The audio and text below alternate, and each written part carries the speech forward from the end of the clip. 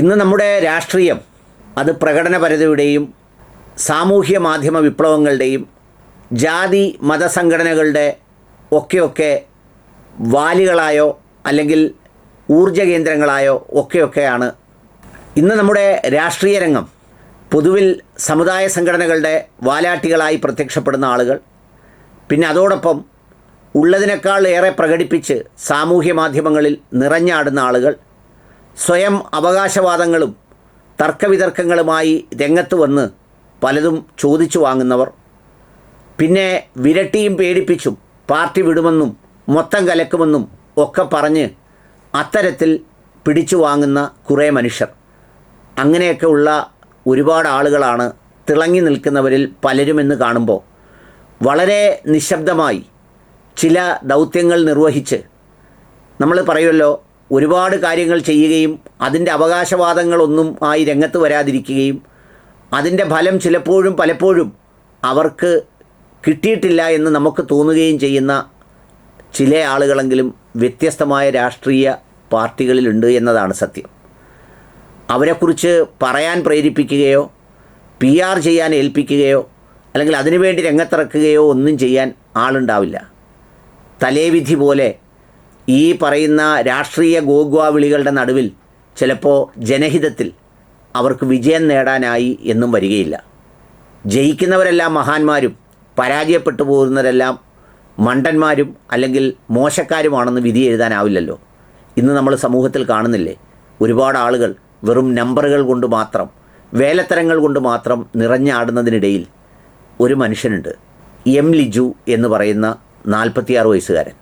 ഭൗതികശാസ്ത്രത്തിലാണ് അദ്ദേഹം ബിരുദം നേടിയതെങ്കിലും അദ്ദേഹത്തിൻ്റെ പ്രവർത്തന മേഖല മുഴുവൻ പിന്നീട് പൊതുരംഗത്തായിരുന്നു.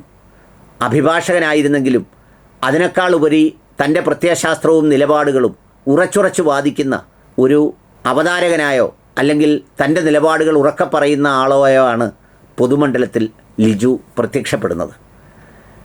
വലിയ ആകാരസൗഷ്ഠത്തിൻ്റെയോ ആളാവലിൻ്റെയോ അല്ലെങ്കിൽ ആരവങ്ങളുടെയോ ഒന്നും അകമ്പടിയില്ലാതെ ഈ പറയുന്ന കാര്യങ്ങൾ അത് സത്യസന്ധമാവുകയും അല്പം പോലും വെള്ളം ചേർക്കാത്ത മതേതരത്വവും സുതാര്യതയും അഴിമതിരഹിത നിലപാടുകളുമൊക്കെ അദ്ദേഹത്തെ എന്നും കേരള രാഷ്ട്രീയത്തിൽ ഒരു വേറിട്ട ആളായി എനിക്ക് തോന്നിയിട്ടുണ്ട്. അങ്ങനെ കുറേ പേരുണ്ട്. ഞാൻ CPIMൻ്റെ ഒരു കുഞ്ഞിക്കണ്ണൻ സഖാവിൻ്റെ കാര്യം ആലോചിക്കാറുണ്ട്. ഈ ചാനൽ ചർച്ചകളിലൊക്കെ വന്നിരുന്ന് പ്രത്യയശാസ്ത്രത്തെ വളരെ കൃത്യമായി വിശകലനം ചെയ്യുന്ന ഒരാൾ. അതുപോലെ തന്നെ ലീഗിലൊരു ഷാഫി ചാലിയത്തെക്കുറിച്ച് ഓർക്കാറുണ്ട്. അങ്ങനെയൊക്കെയുള്ള ചില മനുഷ്യരെപ്പോലെ ഒരാളാണ് ഈ പറയുന്ന M. ലിജു. ഞാനിത് പറയാൻ കാര്യം എന്താണെന്ന് ചോദിച്ചാൽ, ഈ തദ്ദേശ സ്വയംഭരണ സ്ഥാപന തെരഞ്ഞെടുപ്പിന് ഏതാണ്ട് മാസങ്ങൾക്ക് മുമ്പ് ഞാനും എൻ്റെ ഒരു സുഹൃത്തായ മാധ്യമപ്രവർത്തകനും കൂടി KPCC ഓഫീസിൽ ചെല്ലുമ്പോൾ അദ്ദേഹം KPCCയുടെ വൈസ് പ്രസിഡൻറ്റിൻ്റെ ചുമതല വഹിക്കുകയാണ്.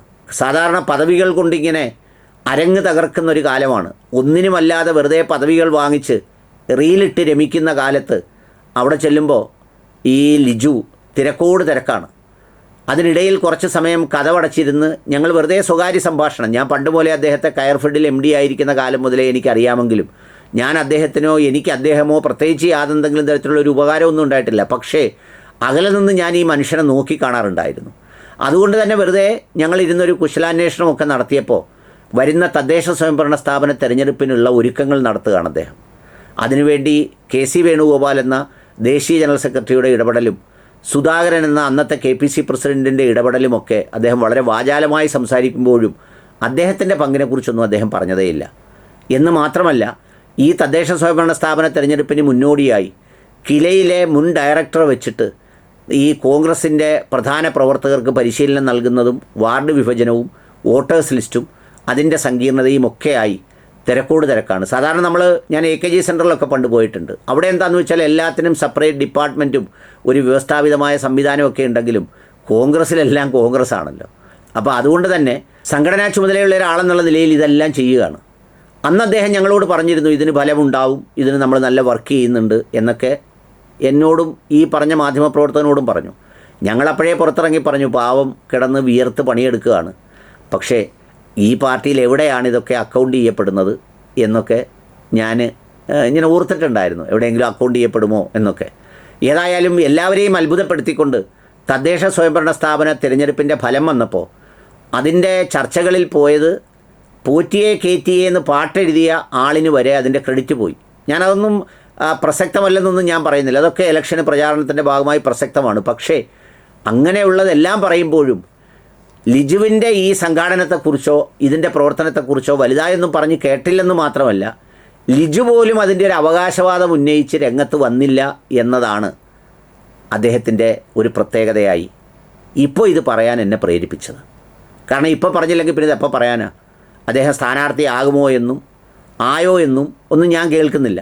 അമ്പലപ്പുഴയാകുമെന്ന് പറയുന്നു. പണ്ട് 2011-ലും 2016-ലും അദ്ദേഹം അമ്പലപ്പുഴ മത്സരിച്ചതാണ്, പിന്നീട് കായംകുളത്ത് മത്സരിച്ചതാണ്, പിന്നെ ഇടയ്ക്ക് തൃപ്പൂണിത്തറയിൽ മത്സരിക്കുമെന്ന് കേൾക്കുന്നു. ഇനി കോൺഗ്രസ് ആയതുകൊണ്ട് പണ്ട് നമ്മുടെ AC ജോസ് സാറ് പറഞ്ഞതുപോലെ ഈ സെക്രട്ടേറിയറ്റിൻ്റെ സ്റ്റെപ്പ് കയറി രാജ്യസഭയിലേക്ക് നോമിനേഷൻ കൊടുക്കാനായി ഫോം ഫില്ല് ചെയ്ത് സെക്രട്ടേറിയറ്റിൻ്റെ ആ ഗേറ്റിൻ്റെ അവിടെ എത്തുമ്പോഴാണ് വിളി വരുന്നത്, കരുണാകരൻ ഇടഞ്ഞു, ഇപ്പോൾ കൊടുക്കണ്ട എന്ന് പറഞ്ഞ് വേറെ ആർക്കോ കൊടുത്തു എന്ന് പറയുന്നത് പോലുള്ള പാർട്ടിയാണ് കോൺഗ്രസ്. അതുകൊണ്ട് അദ്ദേഹം ഉണ്ടാവുമോ ഇല്ലയോ എന്നറിയില്ല. പക്ഷേ എൻ്റെ മനസാക്ഷിയിൽ അദ്ദേഹത്തിനെക്കുറിച്ച് ഇത് പറയണമെന്ന് വിചാരിച്ചു. ഏതായാലും തദ്ദേശ സ്വയംഭരണ റിസൾട്ട് വന്നപ്പോൾ പുള്ളി ഒരു അവകാശവാദവും പറഞ്ഞില്ല, ലിജു ഫാക്ടറിനെ കുറിച്ച് ആരും സംസാരിച്ചില്ല. പിന്നെ അദ്ദേഹത്തിനേക്കാൾ ജൂനിയറായിട്ടുള്ള പലരും KPCCയുടെ വർക്കിംഗ് പ്രസിഡൻറ്റും ഒക്കെ ആയിരിക്കുമ്പോഴും വൈസ് പ്രസിഡൻ്റ് എന്നുള്ള നിലയിൽ ലിജുവിന് പ്രവർത്തിക്കാൻ എന്തെങ്കിലും ഈഗോ പ്രശ്നങ്ങളോ അല്ലെങ്കിൽ പരാതികളോ പരിഭവങ്ങളോ ആയൊന്നും ലിജുവിനെ എങ്ങും കണ്ടില്ല. അങ്ങനെ കാണാത്ത ചില മനുഷ്യരെ പറയുകയും അല്ലെങ്കിൽ അതുപോലെ തന്നെ അവരെ സമൂഹത്തിൽ പറഞ്ഞു കൊടുക്കുകയും മനസ്സിലാക്കുകയും ചെയ്യേണ്ടത് കൂടി ആവശ്യമാണ്. ഇതുപോലെ തന്നെ എൻ്റെ മനസ്സിലുണ്ട് ഈ KT കുഞ്ഞിക്കണ്ണൻ സാറും. ഞാൻ അദ്ദേഹത്തെക്കുറിച്ച് അന്വേഷിക്കാൻ എനിക്ക് സോഴ്സുകൾ വലുതായി എങ്ങും കിട്ടാത്തത് കൊണ്ടാണ്. അദ്ദേഹവും ഈ പറഞ്ഞ ഞാൻ മനസ്സിലാക്കുന്നത് താത്വികമായൊരു പാർട്ടിക്കാരനായി അങ്ങനെ നിന്ന് പ്രവർത്തിച്ചു പോരുന്ന ഒരാളാണ്. പക്ഷേ അതിനപ്പുറം ഈ പ്രത്യയശാസ്ത്രത്തെയൊക്കെ വിശദീകരിക്കുമ്പോഴും അവരെപ്പോലുള്ളവർക്ക് എന്ത് കിട്ടുന്നു എന്ന് ചോദിച്ചാൽ ഓരോ ഇലക്ഷനും വരുമ്പോൾ ഞാനീ പറഞ്ഞ ലിജുവിനെ പോലെയുള്ളവർക്കോ KT കുഞ്ഞിക്കണ്ണൻ സാറിനെ പോലെയുള്ളവർക്കോ ഷാഫി ചാലിയത്തെ പോലുള്ളവർക്കോ ഒക്കെ ഈ പത്രമാധ്യമങ്ങൾക്ക് കിട്ടുന്ന ഗുണം പോലും അവർക്ക് കിട്ടാറില്ല. കാരണം നിങ്ങൾ കണ്ടില്ലേ, എത്രയോ ദിവസങ്ങളായി എത്ര പേജുകളാണ് PR ഡോക്കറ്റുകൾ ഇറങ്ങിക്കൊണ്ടേയിരിക്കുന്നത്. അവിടെ ഇവരൊക്കെ തമസ്കരിച്ച് പോവുകയാണ്. ഇതിന് ഒരു ദിവസം എത്ര രൂപയായിരിക്കും ഓരോ പത്രങ്ങളും ഓരോ പാർട്ടിയും ചിലവഴിക്കുക. ഇന്ന് താണ്ട BJPയുടേത് കണ്ടു, കാർഷിക ക്ഷേമത്തിന് പ്രധാനമന്ത്രി ചെയ്തത് എന്ന് പറഞ്ഞിട്ട് 2-3 ആഴ്ചകളായി പിന്നെ സർക്കാരിൻ്റെ സംസ്ഥാന സർക്കാരിൻ്റേതായി കാണുന്നുണ്ട്. അത്രയും പോലും ഗുണം ഇവർക്കാർക്കും ചെയ്യാറില്ല. അതുകൊണ്ട് ഇവരൊക്കെ ഇവർ മത്സരിച്ചാലും ഇല്ലെങ്കിലും ഈ പറഞ്ഞ ലിജുവിനും KT കുഞ്ഞിക്കണ്ണൻ സാറിനും അതുപോലെ ഷാഫി ചാലിയത്തിനെ പോലുള്ളവരെയൊക്കെ നിങ്ങൾ ഹൃദയത്തിലെങ്കിലും കരുതണം. കാരണം അവരൊക്കെ അന്യം നിന്ന് പോകുന്ന വംശഹത്യ സംഭവിച്ചുകൊണ്ടിരിക്കുന്ന നിസ്വാർത്ഥ നിഷ്കാമകർമ്മികൾ എന്ന് പറയാവുന്ന രാഷ്ട്രീയ പൊതുപ്രവർത്തകരാണ്.